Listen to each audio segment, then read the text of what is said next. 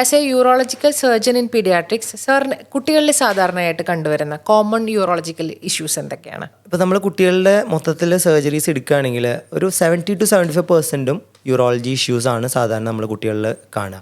അപ്പോൾ അതിൽ കോമൺ ആയിട്ട് നമ്മൾ പറയുന്നത് ഈ പറയുന്ന ടെസ്റ്റിസ് റിലേറ്റഡ് ആയിട്ടുള്ള, ഇപ്പോൾ ടെസ്റ്റിസ് താഴെ വരാതിരിക്കുക, പിന്നെ ഈ ഫോസ്കിൻ്റെ ഇഷ്യൂസ്, അതിൽ സർക്കംസിഷനായിട്ട് നമ്മൾ ചെയ്യുക, പിന്നെ നമ്മൾ ബ്ലോക്കുകൾ, അതായത് കിഡ്നിയിൽ നിന്ന് യൂറിൻ ഇറങ്ങി വരുന്ന ആ വഴിയിലുള്ള ബ്ലോക്കുകൾ, അതിലിപ്പോൾ പെൽവി യൂറിട്രിക് ജംഗ്ഷൻ ഒബ്സ്ട്രക്ഷൻ എന്ന് പറയും നമ്മൾ, അല്ലെങ്കിൽ താഴെ ബ്ലാഡറിൻ്റെ ലെവലിലുള്ള ഒബ്സ്ട്രക്ഷൻ എന്ന് പറയും. അപ്പോൾ ഇത് റിലേറ്റഡ് ആയിട്ടുള്ള കാര്യങ്ങൾ. പിന്നെ ഈ പറയുന്ന പോലെ യൂറിനറി ഇൻഫെക്ഷൻ ഉണ്ടാക്കുന്ന ചില യൂറോളജി കണ്ടീഷൻസ് ഉണ്ട്, അതിനുള്ള ട്രീറ്റ്മെൻറ്റ് നമ്മൾ പ്രൊവൈഡ് ചെയ്യുന്നത്. അപ്പോൾ ഇതൊക്കെയാണ് കോമൺ ആയിട്ടുള്ള urology problems which we deal in children. ഈ യൂറിനറി ട്രാക്ട് ഇൻഫെക്ഷൻ്റെ കാര്യം പറഞ്ഞല്ലോ. ഈ യൂറിനറി ട്രാക്ട് ഇൻഫെക്ഷൻ അഡൽട്ട്സിൽ എന്ന പോലെ തന്നെ കുട്ടികളിലും വളരെ കോമൺ ആണ്.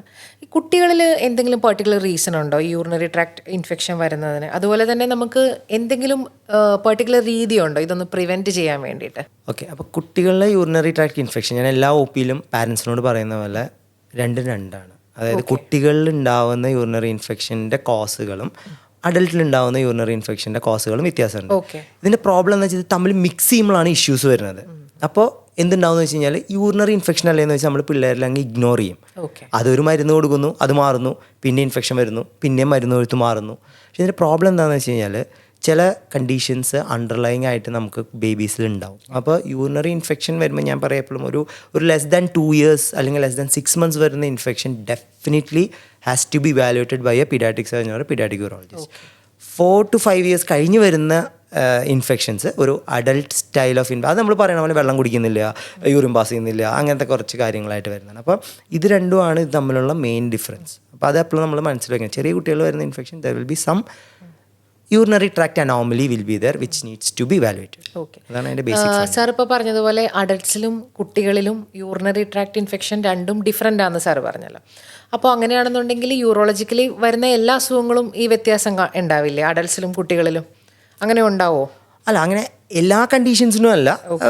പലതും ആ ഒരു ഏജ് കഴിഞ്ഞിട്ടാണ് അഡൽട്ട് യൂറോളജി കണ്ടീഷൻസ് വരുള്ളൂ. ഇതിപ്പോൾ നമ്മളുടെ വിഭാഗത്തിൽ വരുന്നത് വെച്ചാൽ ഒരു 18 വയസ്സ് വരെയുള്ള വരുന്ന കണ്ടീഷൻസാണ്. അപ്പോൾ അതിൻ്റെ പലതിൻ്റെയും തുടക്കം ആ പ്രഗ്നൻസി ടൈം മുട്ടേ തുടങ്ങും. അപ്പോൾ നമ്മളിപ്പോൾ നമ്മൾ ഹൈഡ്രോനെഫ്രോസിസ് എന്ന് പറയും, അതായത് കിഡ്നിയിൽ യൂറിൻ കെട്ടി നിൽക്കുന്ന ഒരു കണ്ടീഷനുണ്ട്. അപ്പോൾ അത് വരുന്ന കുട്ടികൾക്ക് നമ്മൾ ഇവാലുവേറ്റ് ചെയ്ത് വരുമ്പോൾ പല പല കണ്ടീഷൻസ് കണ്ടുപിടിക്കും. അതിലാണ് ഒന്ന് നമ്മൾ കിഡ്നിയിൽ നിന്ന് യൂറിൻ ഇറങ്ങി വരുന്ന സ്ഥലത്ത് ബ്ലോക്ക്, ബ്ലാഡറിൻ്റെ സ്ഥലത്തുള്ള ബ്ലോക്ക്, യൂറിൻ തിരിച്ച് കിഡ്നിയിലോട്ട് കയറുന്ന കണ്ടീഷൻ, അതിനാണ് നമ്മൾ വെസിക് യൂറിട്രിക് റിഫ്ലക്സ് എന്ന് പറയുക. അതാണ് ആക്ച്വലി ഈ എല്ലാ ബ്ലോക്കുകളും ഒരു തരത്തിൽ യൂറിനറി ഇൻഫെക്ഷൻ ഉണ്ടാക്കാം. പക്ഷേ അതിൽ ഏറ്റവും കോമൺ ആയിട്ട് വരുന്നത് ഈ യൂറിട്രിക് റിഫ്ലക്സ് എന്ന് പറയുന്ന ആ കണ്ടീഷനാണ്. അപ്പോൾ അഡൾട്ട് യൂറോളജി കണ്ടീഷൻസ് അവർക്ക് ആ ഒരു അഡൾട്ട് ഇപ്പോൾ പ്രോസ്ട്രേറ്റ് പിള്ളേർക്ക് ഉണ്ടാവില്ല. That is definitely adult urology condition. അപ്പോൾ paediatric urology conditions most of the conditions starts from antenatal period. അത് കഴിഞ്ഞിട്ട് അപ്പോൾ ഈ 4 വയസ്സ് 5 വയസ്സ് കഴിഞ്ഞ് സ്കൂൾ ഗോയിങ് കുട്ടികൾക്ക് വരുന്ന യൂറിനറി ഇൻഫെക്ഷൻ പലപ്പോഴും കൺജനിറ്റൽ ആയിട്ടുള്ള കണ്ടീഷൻസ് ആയിട്ട് റിലേറ്റഡ് ആവണമെന്നില്ല. ആ കുട്ടികൾക്കൊക്കെ 2 years അല്ലെങ്കിൽ 6 months എപ്പോഴെങ്കിലും ആയിട്ട് ഒരു 1-2 യൂറിൻ ഇൻഫെക്ഷൻ വന്നിരിക്കും. ഇത് സ്പെസിഫിക് ആയിരിക്കും. അതായത് സ്കൂളിൽ പോയി തുടങ്ങി അവിടുത്തെ ബാത്റൂം ഇഷ്ടപ്പെടുന്നില്ല, പ്രത്യേകിച്ച് ഗേൾസ്. ബോയ്സ് പിന്നെ എന്തെങ്കിലുമൊക്കെ ചെയ്യും. ഇതിപ്പോൾ എന്താ വെച്ചാൽ ഒരു 100 പിള്ളേർ ഇപ്പോൾ കുട്ടികളാണ്, സപ്പോസ് ഒരു 5 ബാത്റൂം ഉണ്ടാവും, 5 minutes ഇൻ്റർവെൽ ഉണ്ടാവും. അപ്പോൾ എന്ത് ചെയ്യും? സൗകര്യമായിട്ട് പിടിച്ചു വെച്ച് കഴിയുമ്പോൾ പിന്നെ എന്തുണ്ടാവും? വെള്ളം കുടിച്ചാലാണ് പ്രശ്നം. അപ്പോൾ പതുക്കെ വെള്ളം കൂടി നിർത്തും. This is a potential risk for recurrent cystitis, അടിവയറ് വേദന, അങ്ങനത്തെ പ്രശ്നങ്ങളായിട്ട് ഇൻഫെക്ഷനായിട്ട് മാറും. അപ്പോൾ അത് വേറെയാണ്. അതാണ് 2 തരത്തിൽ ഞാൻ പറഞ്ഞത്. അപ്പോൾ അഡൽട്ട് മീൻസ് വലിയ കുട്ടികളിൽ എൻറ്റയർലി ഡിഫറെൻ്റ് ആണ് അതിൻ്റെ കോസ്.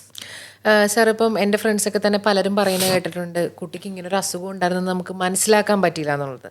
മേജർ കാര്യം അവരെല്ലാവരും വർക്ക് ചെയ്യുന്ന പാരൻസാണ്, ആരും തന്നെ കുട്ടിയുടെ കൂടെ ഇല്ല. ഇനി കുട്ടിയുടെ കൂടെ ഉണ്ടെങ്കിൽ തന്നെ ഇവർക്ക് ഇതൊരു യൂറോളജിക്കൽ പ്രോബ്ലം ആണെന്ന് മനസ്സിലാക്കാൻ പറ്റുന്നില്ല. എന്തെങ്കിലും സിംറ്റംസ് സാധാരണ യൂറോളജിക്കൽ പ്രോബ്ലംസ് ഉള്ള കുട്ടികൾ കാണിക്കാറുണ്ടോ? ഒന്ന് ആൻറ്റിനേറ്റലി തന്നെ ഇപ്പം നല്ല സ്കാൻസ് ഉള്ളതാണ്. അപ്പോൾ നമുക്ക് നേരത്തെ തന്നെ ഈ ഹൈഡ്രോനെഫ്രോസിസ് എന്ന് പറയുന്ന കണ്ടീഷനുള്ള കുട്ടികളാണെങ്കിൽ നിങ്ങൾക്ക് ഡോക്ടേഴ്സ് കറക്റ്റായിട്ടുള്ള ഗൈഡൻസ് തരും. അതായത് ഇന്ന ഇൻ്റർവെല്ലിൽ നമ്മൾ സ്കാൻസ് ചെയ്യണം, ഇന്ന പ്രോബ്ലം, അതായത് ഈ ഹൈഡ്രോനെഫ്രോസ് എന്ന് പറഞ്ഞാൽ യൂറിൻ റീനൽ ട്രാക്കിൽ എവിടെയെങ്കിലും കെട്ടി നിൽക്കുന്നതായിട്ടുണ്ടെങ്കിൽ ചെറിയ അളവുകളൊക്കെ ഉണ്ട്, അത് അത്രയും ഡീറ്റെയിൽസ് നമുക്ക് ഇപ്പോൾ പോകേണ്ട ആവശ്യമില്ല. അപ്പോൾ ആ ഒരു പ്രശ്നങ്ങളുണ്ടെങ്കിൽ നിങ്ങൾക്ക് ഡോക്ടർ കറക്റ്റായിട്ട് ഗൈഡൻസ് തരും. ഇന്ന ഇൻ്റർവെല്ലിൽ അൾട്രാസൗണ്ട് ചെയ്യണം. അത് കൂടി വരുന്നുണ്ടെങ്കിൽ you have to show pediatric surgeon or paediatric urologist. അല്ലെങ്കിൽ ഈ ഹൈഡ്രോനെഫ്രോസ് ഉള്ള കുട്ടികളിൽ ഇൻഫെക്ഷൻ വന്നു. അപ്പോൾ അതാണ് ഒരു point. Okay. If your baby is having A antenatal hydronephrosis history and you are following up the baby, suppose that baby gets an infection. അപ്പോൾ urinary ഇൻഫെക്ഷൻ്റെ ഇപ്പോൾ സിംറ്റംസ് നമുക്ക് എല്ലാവർക്കും അറിയാമല്ലോ. ബേസിക് ഇസ് പനി, ഫീവറാണ്. ഇപ്പോൾ ഒരു വയസ്സിന് താഴെയുള്ള കുട്ടിയാണെങ്കിൽ ഫീവർ ആയിരിക്കും മോസ്റ്റ് കോമൺ ആയിട്ട് വരും. അപ്പോൾ പീഡിയാട്രീഷ്യൻ ഇവാലുവേറ്റ് ചെയ്തിട്ട് one of the evaluating thing is urine. Blood നോക്കും, യൂറിൻ നോക്കും. അപ്പോൾ യൂറിനിൽ പോസിറ്റീവ് ആണെങ്കിൽ they treat the infection and send us for evaluate. അപ്പോൾ അതുകൊണ്ട് അതാണ് നിങ്ങൾ മിസ്സാവാതിരിക്കുക എന്ന് പറഞ്ഞാൽ അങ്ങനെ അറിയാതെ പോവില്ല, അറിഞ്ഞിരിക്കും. നമ്മൾ പലപ്പോഴും ഇഗ്നോർ ചെയ്യുന്നതാണ് പ്രശ്നം. നമ്മൾ ട്രീറ്റ് ചെയ്യുന്നു, പിന്നെ നമ്മളങ്ങ് അതിനെപ്പറ്റി അങ്ങ് വിടും. ചിലപ്പോൾ ഡോക്ടർ പറഞ്ഞിട്ടുണ്ടാവും നോക്കാൻ, അത് കുഴപ്പമില്ല, ഇനിയിപ്പോൾ എന്തുണ്ടാവാനാ. പക്ഷെ അത് ഓരോ അറ്റാക്ക് വരുമ്പോഴും ഈ റിഫ്ലക്സ് ഉള്ള കുട്ടിയാണെങ്കിൽ കിഡ്നിക്ക് അതിൻ്റെ എഫക്റ്റ് വന്നു. പിന്നെ 4-5 ഇൻഫെക്ഷൻ കഴിഞ്ഞിട്ട് നമ്മുടെ അടുത്ത് വരുമ്പോഴേക്കും നമ്മൾ സർജിക്കലി കറക്റ്റ് ചെയ്ത് കൊടുത്താലും ആ damage has already been done. Okay, അതാണ് പ്രശ്നം.